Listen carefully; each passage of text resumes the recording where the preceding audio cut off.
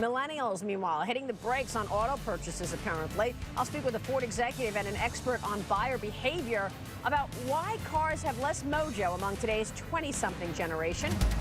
Welcome back. Well, a growing number of 20-somethings are now entering the workforce and have disposable income, but they're not spending any of it. More specifically, these millennials are not buying cars. Ford pulling together a panel of experts today to dig deeper into this market disruptor, the me generation. With us now to talk more about it, two of those panelists. Cheryl Connolly is manager of global trends and futuring at Ford Motor Company. Jason Dorsey is the Gen Y guy of the Center for Generational Kinetics. Good to see you both.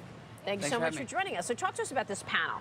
Millennials, are they really anti-consumers? They don't want to spend money? What are you seeing? I don't think they're anti-consumers. You know, if you look at their hallmark, one of the things is they've grown up during a period of economic prosperity. But once they came of age, they kind of released into the recession. And so they're cautious, you know. And so they have an appetite for consuming, but they're doing it differently. Some of it is through rentals, some of it is just about access over ownership. We see some dramatic shifts. There's a big difference that we're studying, which is millennials have been buying lots of stuff, but it's smaller purchases. So you got to put it all together. What we're seeing just starting to happen are the bigger purchases, and that's where you get, I think, just this myth that we don't like cars. Yeah. And it's not true. We just haven't bought them yet. So how has the generation spending habits then changed the auto industry? Do you think it has? So from an automotive standpoint, we can look at the societal changes. The Department of Transportation said that in 2008, 70% of 16-year-olds didn't have their license. And that number is down dramatically from the 70s, 80s. And so young people aren't seeing it as this major milestone into adulthood. And so they're postponing it. Some of it is just because they're overscheduled. They have academic achievements, extracurricular pursuits.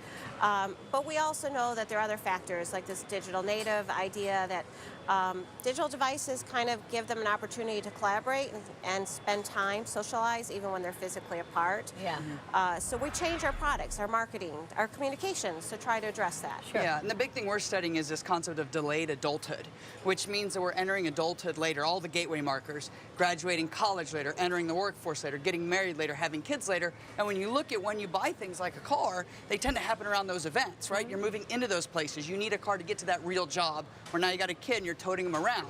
Those have all been pushed back, and that's what we're just now starting to see. How come there's this delayed adulthood? What's the thinking? Yeah, two things. One is parenting. We've got helicopter mom there, right? We're in college, and she's still showing up to help us with our papers, so you got that whole concept. Right. And then the recession, which really made it more difficult for us to enter the workforce on schedule.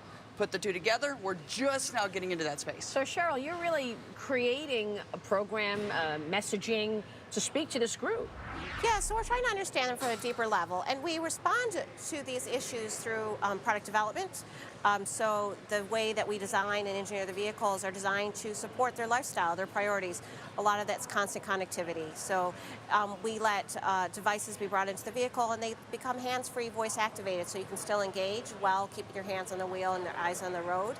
But we also are changing the dialogue so that we're letting them co-create with us. We're asking them to give us suggestions about apps and things that they want to do when they're behind the wheel. As long as it's relative to the driving experience, you know, we'd love to hear what's on their mind and see if it can shape where we take the product. What other industries do you think are important to this millennium group? This millennial group right now? Well, we're seeing the biggest hit in retail because that's the first place we start to spend our money. But going further, we think financial services is one of the big ones we're going to start entering. Not only are we going to be making purchases like this that we put off, but eventually we're going to start wading slowly into that market. Now the trick is, we're way more risk averse than any other generation our age. I mean, we are super risk averse because the stock market has been up since we've been adults. We haven't been making money. We got all this debt. And if you talk to a lot of millennials, like the research that we do, it shows that they're like, oh, let's stick it in the bank. Investing is scary. And so that's when that's going to be kind of this next wave. We think you're going to see these adulthood purchases, and then we think financial services. Financial services in what regard? In terms of, you know, credit cards, you know, debit cards, where? We actually look at it in terms of investing. So right now there's a lot of millennials sitting on cash. It's a small amount of cash, but they're going to start to accumulate more. We're entering that wealth accumulation phase, which is why brands, frankly, are starting to pay attention to us. And it looks like in about 2017, we'll actually be able to outspend boomers for the first time, because we're going into that more is more space, building families and so forth, and they're going into a less is more space. So you're going to start to see that pinch on the market in that way. Cheryl, why is this group so important to the industry? Well, there's your numbers. I mean, they're 80+ million of them, and they're actually larger in size than the baby boomer generation, which was extraordinary in creating kind of the middle classes as we know it in the marketplace that we have today. And they have a lot of spending power.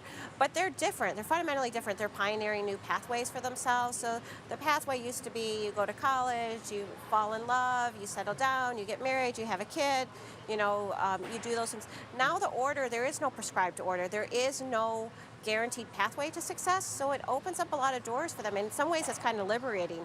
You know, I can still be a contributing member of society, not have a mortgage, not settle down, not have a spouse, and still do things my way. Very interesting. Where do they want to work? Where do we want to work? Somewhere we feel valued, challenged, and included, which can be a stodgy old firm if they make it fun. What we won't do right now is accept a job that we think is beneath us, and that's something we're either going to have to get over, or it's going to follow us forever. What do you mean you're above? What job are you above? Oh, I don't think we're above any job. I started out buzzing tables, trust me, mowing yards. But a lot of the millennials we interview that get this kind of they're entitled and they're narcissistic and all this bad rap is because they won't take those entry-level jobs. What they miss out on is the idea that I need that experience, I need the network, I need to pay my dues and get started. Because if I enter the workforce 3 or 5 years later than my peers, it's really, really tough to catch up. Good stuff. Thank you so much for your insights. Really appreciate it.